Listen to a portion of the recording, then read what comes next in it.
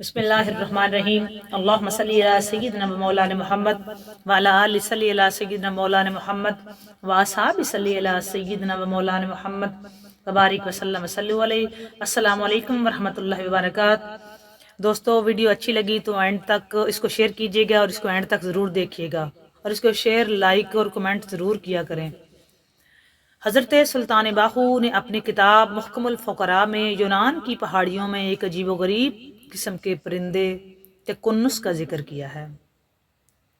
آج کے اس سیٹلائٹ دور میں اس پرندے کنس کو فائر فونکس کہتے ہیں. اس دور میں اس کے بارے میں بہت سی معلومات منظر عام پر آ رہی ہیں. یہ پرندہ نہ نر ہوتا ہے نہ مادہ، اور سارے جنگل میں ایک ہی ہوتا ہے.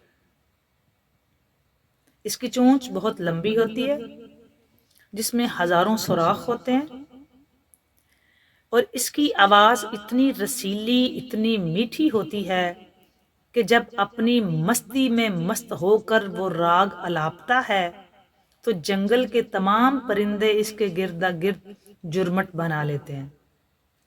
تمام پرندوں پر وجدانی حالت طاری ہو جاتی ہے. بہت سے پرندے اپنی جان سے ہاتھ دھو بیٹھتے ہیں. اس کا یہ حال روز ہوتا ہے. میں ریپیٹ کرتی ہوں کہ کنس ایک پرندہ ہے، وہ نہ نر ہے نہ مادہ، اور پورے جنگل میں ایک ہی ہوتا ہے. اس کی چونچ بہت لمبی ہوتی ہے جس میں ہزاروں سوراخ ہوتے ہیں. اس کی آواز بہت میٹھی بہت رسیلی اور بہت کمال ہوتی ہے. جب اپنی مستی میں مست ہو کر وہ راگ الاپتا ہے تو جنگل کے تمام پرندے اس کا گردا گرد جھرمٹ بنا لیتے ہیں. تمام پرندوں پر وجدانی حالت طاری ہو جاتی ہے. بہت سے پرندے اپنی جان سے ہاتھ دھو بیٹھتے ہیں، اور اس کا یہ حال روز ہوتا ہے. اس کا یہ حال روز ہوتا ہے. اس کا یہ حال روز ہوتا ہے. یہ اپنی مستی میں راگ الاپتا ہے. سارے پرندے اس کے گرد جرمٹ بنا لیتے ہیں. کئی پرندے اپنی جان سے ہاتھ دھو بیٹھتے ہیں، لیکن یہ سلامت رہتا ہے، اور اس کا یہ حال روز ہوتا ہے. جب کبھی جوش میں آ کر گانے لگتا ہے تو اس کی آواز سنتے ہی جنگل میں کوہرام مچ جاتا ہے. جب کبھی جوش میں آ کر گانے لگتا ہے تو اس کی آواز سن کر جنگل میں کوہرام مچ جاتا ہے. جہاں جہاں کسی پرندے تک اس کی آواز پہنچتی ہے، پھڑ پھڑاتا ہوا اس کی خدمت میں حاضر ہو کر بسمل کی طرح لوٹنے لگتا ہے. اس کی مجلس میں اکثر و بیشتر عموماً ہر قسم کا پرندہ حاضر ہوتا ہے. کسی نے کہا ہے کہ ہم نے وہاں کبھی کوے اور گدھ کو نہیں دیکھا. پھر جب اس نے اس دنیا سے جانا ہوتا ہے تو جنگل کی خوشبودار لکڑیوں کو اکٹھا کرتا ہے. مطلب یہ ساری زندگی اپنی رسیلی آواز میں گاتا ہے، راگ الاپتا ہے. جنگل کے سارے پرندے اس کے چاروں طرف اکٹھے رہتے ہیں، اور ان سب پہ وجدانی کیفیت طاری ہوتی ہے. اور ان میں سے کئی ایسے ہوتے ہیں جو اپنی جان سے ہاتھ دھو بیٹھتے ہیں. یہ حال اس کا ہر روز ہوتا ہے. اس کی مجلس میں سوائے کوے اور گدھ کے سارے پرندے آتے ہیں، اور جب اس نے دنیا سے جانا ہوتا ہے تو یہ کیا کرتا ہے؟ تو یہ جنگل کی خوشبودار لکڑیوں کو اکٹھا کرتا ہے، پھر اس کے بیچ میں بیٹھ جاتا ہے اور نہایت خوش الحانی سے رنگا رنگ کے راگ الاپتا ہے. جب اس نے دنیا سے جانا ہوتا ہے، جانے سے پہلے یہ جنگل کی خوشبودار لکڑیاں اکٹھی کرتا ہے اور خود ان کے درمیان بیٹھ جاتا ہے اور خوش الحانی سے اچھی آواز سے رنگا رنگ راگ الاپتا ہے. اور اس کی چونچ میں جوش کے شعلے بھڑکنے لگتے ہیں جس سے لکڑیوں کو آگ لگ جاتی ہے. جب یہ راگ الاپتا ہے تو اس کی چونچ سے जोश के शोले भड़कने लगते हैं, जिससे लकड़ियों को आग लग जाती है और वो इसमें जलकर राख हो जाता है। जब इसने दुनिया से जाना होता है तो ये जंगल से खुशबूदार लकड़ियां इकट्ठी करता है। लकड़ियां इकट्ठी करके ये उनके अंदर बैठ जाता है। ये मुख्तलिफ किस्म के राग अलापता है।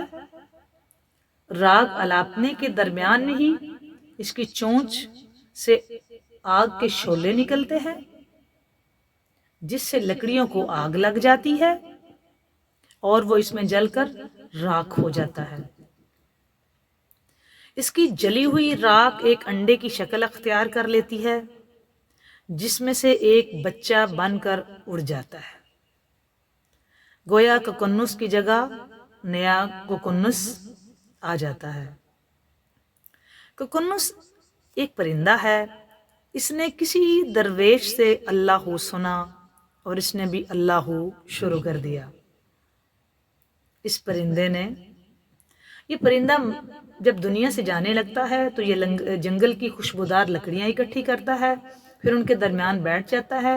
ये मुख्तलिफ राग अलापता है और जिसमें से इसको जोश आता है। जोश आने से इसकी चोंच से शोले निकलते हैं और वो शोले भड़कने लगते हैं, जिससे लकड़ियों को आग लग जाती है और वो इसमें जलकर खुद राख हो जाता है। इस जली हुई राख से एक अंडे की शक्ल अख्तियार कर लेती है, जिसमें से एक बच्चा बनकर उड़ जाता है। गोया कन्नुस की जगह कुकुन्नुस एक नया आ जाता है। ये इतनी बात आपको समझ आ गई होगी। अब आगे चलते हैं। ये एक परिंदा है। इसने किसी दरवेश से अल्लाहू सुना और इसने भी अल्लाहू शुरू कर दिया। हत्ता के जिक्र की गर्मी से इसके जिस्म में आग लग गई। राख से फिर अंडा बना, फिर बच्चा बना और बड़ा होकर इसने फिर अल्लाहू कहना शुरू कर दिया और फिर जल गया। और ये सिलसिला सदियों से जारी है। इस इस्म को अल्लाह ने पहाड़ों पर उतारना चाहा। इसमें अल्लाह को अल्लाह ने पहाड़ियों पर उतारना चाहा, लेकिन उन्होंने इनकार कर दिया। लेकिन इंसान के दिल ने इसे कबूल किया, जिनमें मोहम्मद मुस्तफ़ा अहमद मुश्तबा हज़रत मोहम्मद मुस्तफ़ा सल्लल्लाहु अलैहि वसल्लम की ज़ात अतहर, बिल्कुल ज़ात अतहर एक ऐसी ज़ात है जिन्होंने इस नाम अतहर को, नाम पाक को कबूल फरमाया। मैं रिपीट करती हूँ, इस इस्म को अल्लाह ने पहाड़ों पर उतारना चाहा, लेकिन उन्होंने इनकार कर दिया। इंसान के दिल ने इसे कबूल किया, जिनमें मोहम्मद मुस्तफ़ा सल्लल्लाहु अलैहि वसल्लम की गूंज और मोहब्बत थी, क्योंकि रसूलुल्लाह का इसमें मुबारक जमाली है और इसे कंट्रोल में रखता है। अल्लाह ताला ने इस इसमें अल्लाह को पहाड़ों पर उतारना चाहा, उन्होंने इनकार कर दिया। फिर इंसान के दिल ने इसे कबूल किया, जिनमें मोहम्मद मुस्तफ़ा सल्लल्लाहु अलैहि वसल्लम की गूंज और मोहब्बत थी, क्योंकि रसूलुल्लाह सल्लल्लाहु अलैहि वसल्लम का इसमें मुबारक जमाली है और इसे कंट्रोल में रखता है। हदीस नबी सल्लल्लाहु अलैहि वसल्लम है कि अल्लाह ताला के ज़िक्र से बढ़कर कोई सदका नहीं। ज़िक्र ऐसा होना चाहिए जैसे कुकुन्नुस करता है। कुकुन्नुस एक परिंदा है जो लकड़ियाँ चुनकर इन्हें जमा करता है और इन लकड़ियों से एक कला बनाकर इसके अंदर बैठ जाता है और अल्लाह ताला के ज़िक्र हू में मसरूफ़ हो जाता है। ज़िक्र के शुरू में वो दम के साथ हू का ज़िक्र करता है। पहल इसके वजूद में ज़िक्र अल्लाह, ज़िक्र हू की गर्मी पैदा होती है। फिर इसमें ऐसी आग निकलती है जो इस ईंधन को जला देती है और वो खुद भी इस आग में जलकर खाकस्तर हो जाता है। बाद अज़ां जब बारान रहमत इस खाक पर बरसती है तो इस खाकस्तर से एक अंडा पैदा हो जाता है और इस अंडे से एक बच्चा निकल आता है جب وہ بچہ اپنے باپ کی عمر کو پہنچ جاتا ہے تو وہ بھی اپنے باپ کی مثل ذکر ہو کر کے جل کر خاکستر ہو جاتا ہے، اور یہ سلسلہ جاری رہتا ہے۔ مقام فقر میں فقیر بھی ہر دم مرتا اور زندہ ہوتا رہتا ہے۔ اب ایک پرندہ جب اپنے مالک کا ذکر کرتا ہے تو اس کی یہ حالت ہوتی ہے، اور وہ ذکر اس نے کسی اللہ کے درویش بندے سے سنا ہے۔ جب سے اس نے سنا ہے اور وہ ذکر کر رہا ہے اور وہ اپنے مالک کو یاد کر رہا ہے، میں آپ سے یہ پوچھتی ہوں، کیا اس پرندے نے کبھی گناہ کیا؟ اس پرندے نے اس کا جواب دینا ہے۔ کیا اس پرندے کو اللہ کی بارگاہ میں جا کے جزا اور سزا بھگتنی ہے؟ کیا اس پرندے کو اپنے نامہ اعمال کا سامنا کرنا ہے؟ کیا اس پرندے کو یوم آخرت والے دن 50,000 سال کا جو دن ہوگا اس دن ننگے جسم قبر سے اٹھنا ہے؟ کیا اس پرندے کو حشر والے دن، جس دن سورج سوا نیزے پہ ہوگا، اپنے نامہ اعمال کا جواب دینا ہے؟ کیا اس پرندے کو پل صراط سے گزرنا ہے؟ کیا اس پرندے کو اندھیری قبر میں جانا ہے؟ کیا اس پرندے کو اپنے اعمال کا حساب دینا ہے؟ کیا وہ پرندہ جواب دہ ہے اپنے اعمال کا؟ کیا اس پرندے نے اپنی زندگی میں کوئی ایسا گناہ، کوئی ایسا وہ کرتے ہیں کام جو اعمال میں شمار ہوتا ہے؟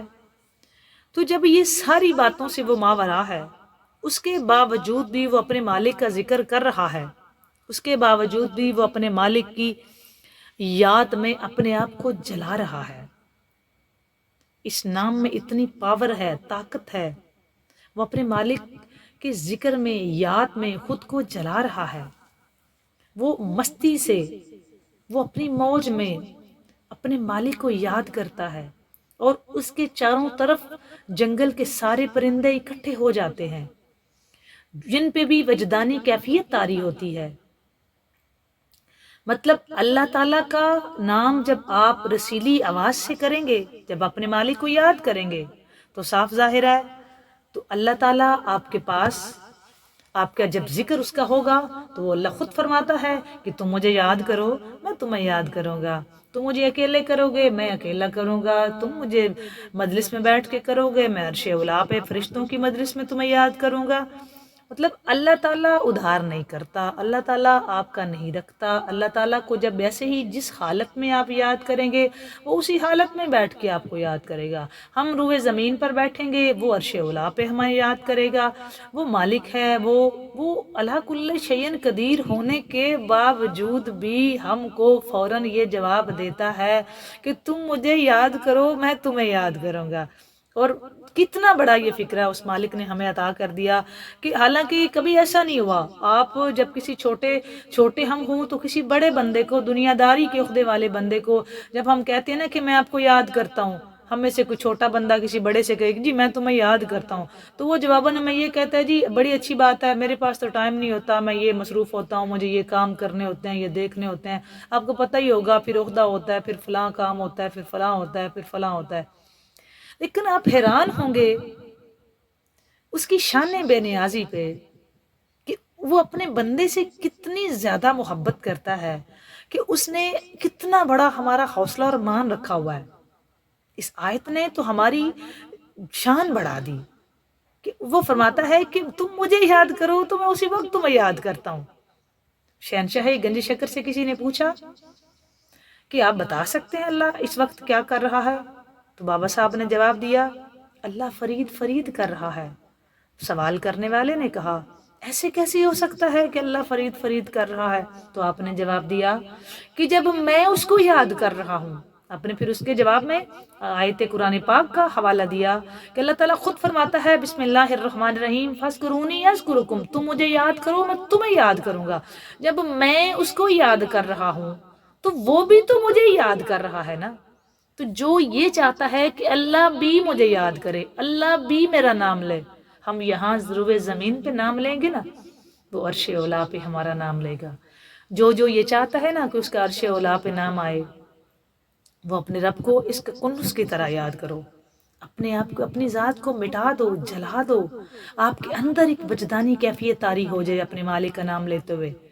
اپنے مالک کو یاد کرو، دل و جان کے ساتھ، محبت کے ساتھ، عشق کے ساتھ، دل جمی کے ساتھ، خشوع خضوع کے ساتھ، عاجزی انکساری کے ساتھ آپ یاد کریں گے، وہ آپ کو عرش اولا پہ یاد کرے گا. اپنی حاجات، اپنی مشکلیں، اپنی ضرورتیں اپنے پاک مالک کی بارگاہ میں پیش کرو، جو علی کل شیء قدیر ہے، یقین کامل ہے کہ وہ آپ اس کو ایک دیں گے، وہ 70 گنا آپ کو لوٹا دے گا، 10 یہاں اور 70 آخرت میں.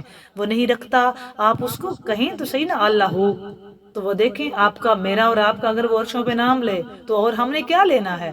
اس سے بڑا ہمارے پاس اعزاز اور مقام کیا ہوگا کہ وہ علی کل شیء قدیر ہم کو یاد کرے. اور آخری بات یاد رکھو دوستو، اس وقت تک بندہ اللہ ہو نہیں کہہ سکتا جب تک اس کا امر نہ ہو، جب تک وہ اپنی معرفت نہ دے. اور یہ معرفت کسی ولی کامل، خصوص بنصوص تاجدار حالتا اور سرکار کی آل اولاد کے سہارے ہی ہمیں مل سکتی ہے.